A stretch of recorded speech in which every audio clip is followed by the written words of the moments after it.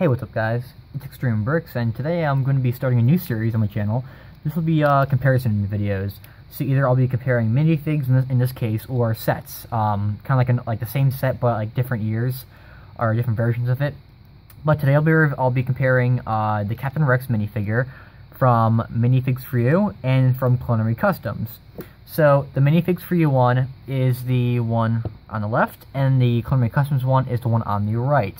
So right off the bat, you can definitely tell that Culinary Custom is way better. There's this, you'll see as I go on. I'll turn the figs around at different angles and show what they look like without the cloth and stuff like that on.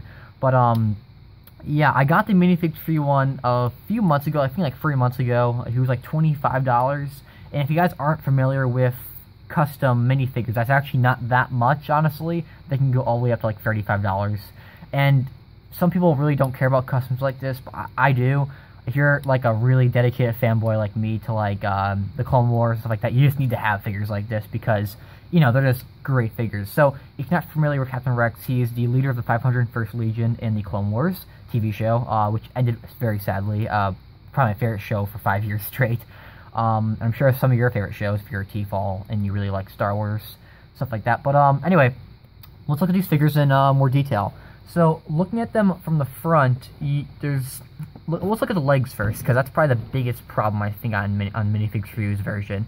So, right here on Culinary Customs version, the leg detail, the printing on the legs is just phenomenal. You have printing all over the knees, and you even have, if you look carefully, like on the Season 4, Season 5, and 6 version, like on that seasons of Clone Wars, Rex has, like, different armor, so they have like the little tally marks right at the bottom. You can barely see the details, but again, this just shows you that Culinary Customs went the extra mile of putting these small details for the fanboys out there that really, you know, we just love the small details.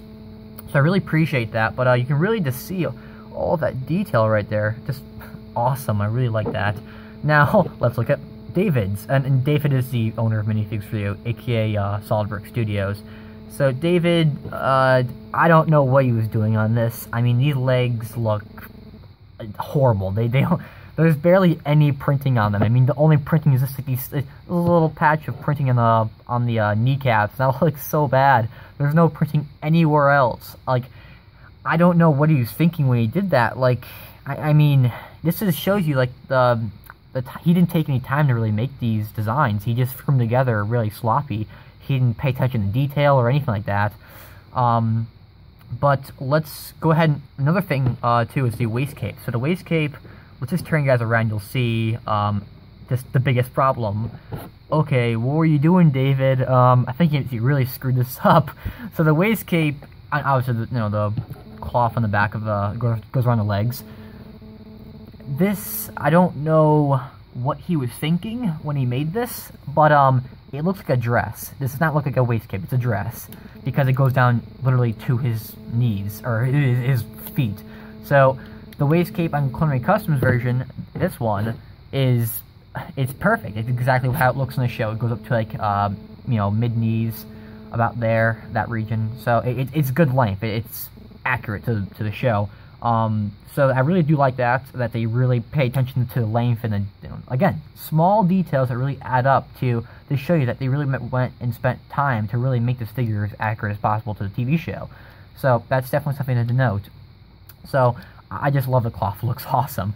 But yeah, David's, that waist cape looks like garbage, it looks so bad. And then now, probably the second maybe the biggest problem with these figures. Let's turn you to the side. David, I think you missed the arms on this guy. Focus a little bit. Yeah, there's no printing on the arms at all. I don't know what he was thinking when he did that, but, I mean, I really just, I'm kind of blown away by, like, what, because the arms, I mean, it's a really important detail. Like, let's look at Culinary Customs arm printing. Like, look at that. Look at the amount of detail on the arms. There's, you know, there's a stripe that goes down. And the thing is, CAC Rex's arms aren't solid blue. They're white with a little bit of blue striping on the side. And this again, this isn't even small detail. This is a big design flaw, or, you know, big design flaw with this. And again, with the tally marks on Coloring Customs, they went the extra mile of putting those extra details in that really add up, like I said. And, you know, they have the places where the elbow bends, stuff like that. So, just so much detail on the arms. And it's so awesome because we're talking about, like, a small space, and they fit so much on there that really just looks great. So yeah, even the guns are standard guns with both figures, but with Coloring Customs, any figure you buy of Coloring Customs, you get a free weapon. I'm pretty sure, yeah, free weapon. So that's really cool. They give you like a chrome weapon just for like a freebie, which is really cool. But you do get the dual Rex pistols for either of them, and they're the exact same mold. So they look good, but you know, I'll do maybe a separate video like weapons or anything like that. So that's the pistols are good. And then yeah, I don't think I talked. Yeah, I didn't talk about the cloth on the shoulder cloth. So the shoulder cloth, I think it's called the camo. The camo. No. Something like that. I forget the name of it. My mind's going blank right now. But again, the cloth is way too big. Like, look at the ammo patch. Look at how far down it goes. It goes down to his belt. That makes no sense. Like, that's... If that was actually in the show, like, if that was, like, on an actual character in the show, it looked ridiculous. But again, Coloring Customs, perfectly sized. It's exactly the size it should be. Not too big. And the cloth is just huge. It goes out way too far over his shoulder. So, again, like, he just didn't care about the small details that, you know, this figure has to make him, you know, really cool. So... I don't know, there's no detail, there's no attention to things like, you know, like the cloth or the arm printing or leg printing or anything. So, definitely something to note. It just shows you, you know, that Coloring Customs is way more professional than, you know, Minifigs4u.